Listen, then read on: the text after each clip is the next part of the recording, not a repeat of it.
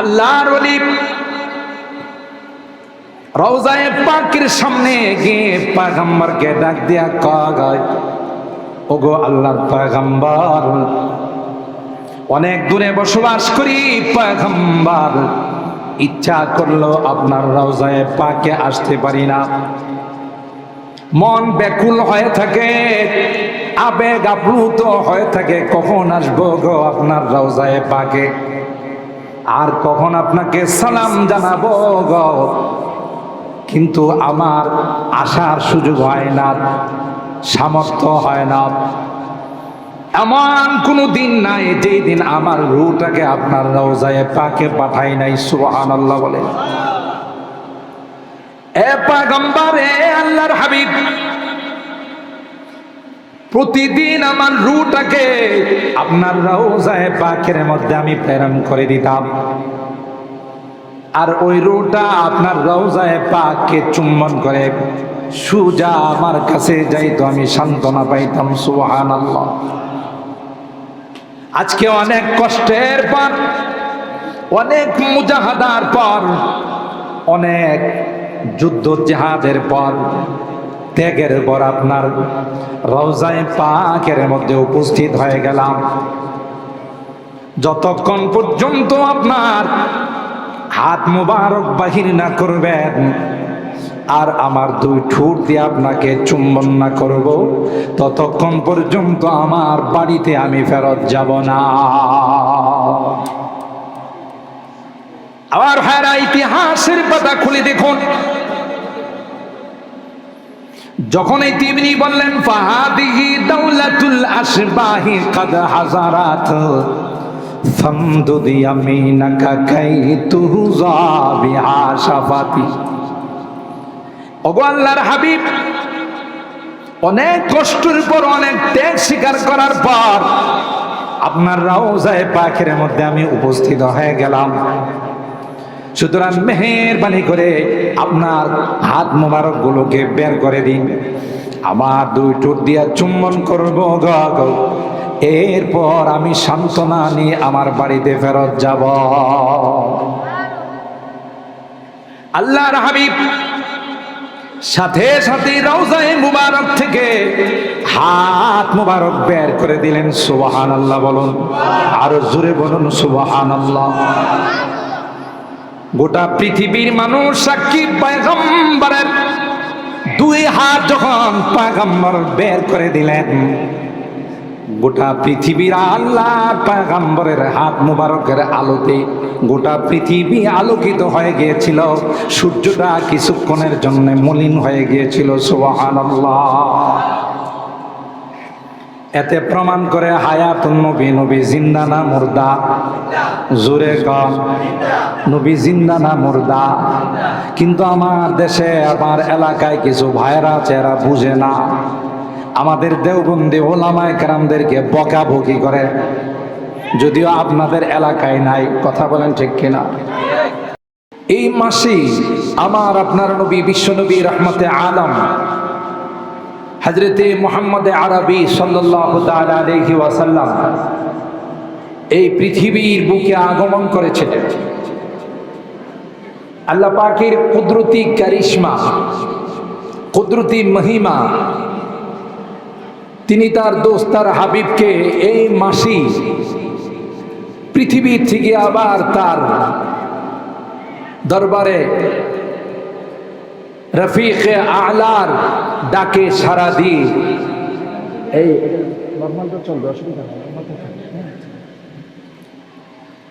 রফিকে আলার ডাকে সাড়া দিয়ে তিনি বরজখের জগতে হায়াতুন নবী, জিন্দা অবস্থায় বরজখের জগতে তিনি শায়িত আছেন। আলহামদুলিল্লাহ বলেন। সমস্ত উলামায়ে কেরামের একমত যে রওজায়ে পাকের মধ্যে আমার নবী হায়াতুন নবী। জোরে বলুন, কি নবী? জোরে বলো, হায়াতুন নবী, জিন্দা নবী। সুবহানাল্লাহ। কোরআন এবং সুন্নাহর আলোকে যদি আমরা দেখি, তাইলে আমরা স্পষ্টভাবে বুঝি। হাদিসের মধ্যে আসছে, আমার উম্মত যখন পৃথিবীর কোন জায়গা থেকে আমাকে সালাম জানা। আল্লাহ তাআলা একদল ফেরেশতা শুধু এই কাজের জন্যই সৃষ্টি করেছেন, বানিয়েছেন, যারা প্রত্যেক উম্মত পৃথিবীর যে কোনো প্রান্ত থেকে সালাম জানাবে, তাদের নাম, ঠিকানা, বাপদাদার নাম, এলাকার নাম সব সহ রাসূল আকরাম সাল্লাল্লাহু তাআলা আলাইহি ওয়াসাল্লামের রওজায়ে পাকে পৌঁছে দেন। সুবহানাল্লাহ। আর যখন কোনো উম্মত সরাসরি রওজায়ে পাকে গিয়ে বলেন আসসালাতু আসসালামু আলাইকা ইয়া রাসূলুল্লাহ, আসসালাতু আসসালামু আলাইকা ইয়া হাবিবাল্লাহ, আল্লাহর হাবিব বলেন আমি আমার এই উম্মতের সালামের জবাব সরাসরি দান করি। জোরে করবেন না সুবহানাল্লাহ। সরাসরি কে দেন জবাব? আল্লাহর হাবিব জবাব দান করেন।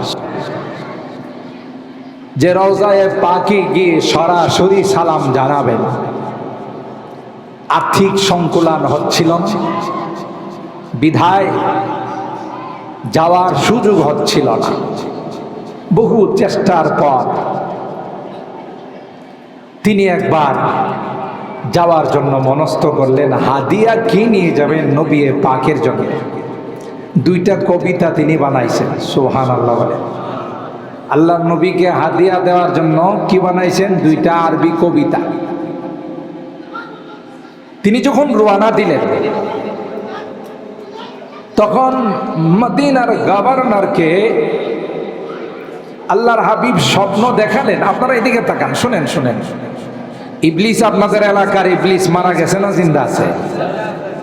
জিন্দা থাকলেও ইবলিসের মনে বয়স হয়ে গেছে, কাম কাজ তেমন করতে পারে না, কথা কয় না। আপনারা যে বসে গেছেন, আরো যারা আসতেছে, এটা কি ইবলিসের সহ্য হচ্ছে? কয় না, কথা কয় না। ইবলিসের বরদাস্ত হচ্ছে? আপনারা মনোযোগ দিয়ে এই মাহফিলে আলোচনা শুনতেছেন, এটা ইবলিসের সহ্য হচ্ছে না। এই জন্য ইবলিস কিছু পিচ্ছি পাচ্ছিরে প্রথমে পাঠাইছে, আর আয়সা কতক্ষণ মারামারি করছে, দেখে যে আপনারা উঠেন নাই, তখন আরেকটারে পাঠাইছে, তুই যাই ওখানে নাচানাচি করছে। তাতেও মাহফিলটার একটু ডিস্টার্ব হয় কিনা। ইবলিস দেখলো যে হেরেও ধরে নিয়ে গেছে, ইবলিস চিন্তা করলো যে এই এলাকার মানুষ তো মধ্যে মুজাহিদ, জোরে বলুন ঠিক কিনা। আমরাও ক্লিয়ারলি ইবলিসকে জানাই দিতে চাই, তুমি যতই ষড়যন্ত্র করো, আজকে ইসলাহুল উম্মার মাহফিলে আমরা বসেছি, মোনাজাত না করা পর্যন্ত যাব না। বলুন ইনশাআল্লাহ, আরো জোরে বলুন ইনশাআল্লাহ। গভর্নরকে আল্লাহর হাবিব স্বপ্ন দেখালেন যে এই লোকটা, অমুক নামে লোকটা আসতেছে, তাকে আপনি আমার রওজায়ে পাকে আসতে দিয়েন না। মদিনার গভর্নর মনে করছেন নিশ্চয়ই সে কোনো অপরাধী, নচেত আল্লাহর নবী তো বারণ করতেন না, নিষেধ করতেন। তার আকৃতি সব কিছু নিয়ে তাকে অ্যারেস্ট করতেন। অ্যারেস্ট করে তাকে জেলখানায় ঢুকালেন। পরের রাত্রে আল্লাহর নবী বাদশাকে, গভর্নরকে স্বপ্ন দেখালেন যে তুমি ওনাকে অ্যারেস্ট করলা কেন, জেলখানায় নিলা কেন? তিনি কি কোনো আসামি? না, বারণ করেছিলাম, নিষেধ করেছিলাম, সে দুইটা কবিতা লেখছে।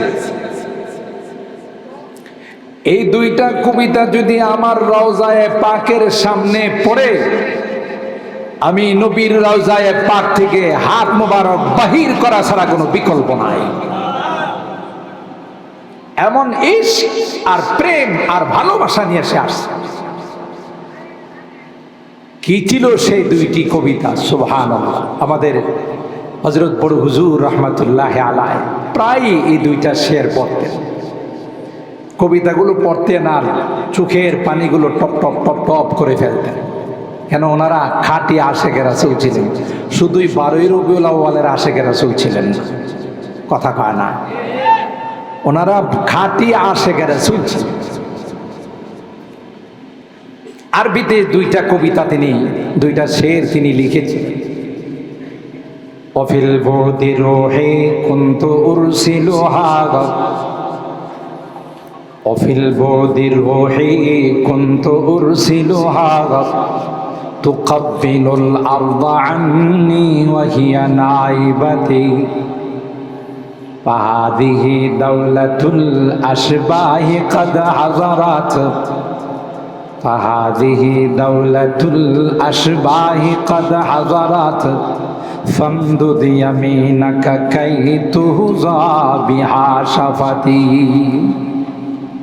আল্লাহর ওলি রওজায়ে পাকের সামনে গিয়ে পয়গম্বরকে ডাক দিয়া কয়, ওগো আল্লাহর পয়গম্বর, অনেক দূরে বসবাস করি পয়গম্বর, ইচ্ছা করলো আপনার রওজায়ে পাকে আসতে পারি না। মন ব্যাকুল হয়ে থাকে, আবেগ আপ্লুত হয়ে থাকে, কখন আসবো গো আপনার রওজায়ে পাকে, আর কখন আপনাকে সালাম জানাবো গো। কিন্তু আমার আসার সুযোগ হয় না, সামর্থ্য হয় না। এমন কোনো দিন নাই যেই দিন আমার রূহটাকে আপনার রওজায়ে পাকে পাঠাই নাই। সুবহানাল্লাহ বলেন। এ পয়গম্বর, এ আল্লাহর হাবিব, প্রতিদিন আমার রূহটাকে আপনার রওজায়ে পাকের মধ্যে আমি প্রেরণ করে দিতাম, আর ওই রূহটা আপনার রওজায়ে পাককে চুম্বন করে সুজা আমার কাছে যাইতো, আমি সান্ত্বনা পাইতাম। সুবহানাল্লাহ। আজকে অনেক কষ্টের পর, অনেক মুজাহাদার পর, অনেক যুদ্ধ জিহাদের পর, ত্যাগের পর আপনার রওজায়ে পাকের মধ্যে উপস্থিত হয়ে গেলাম।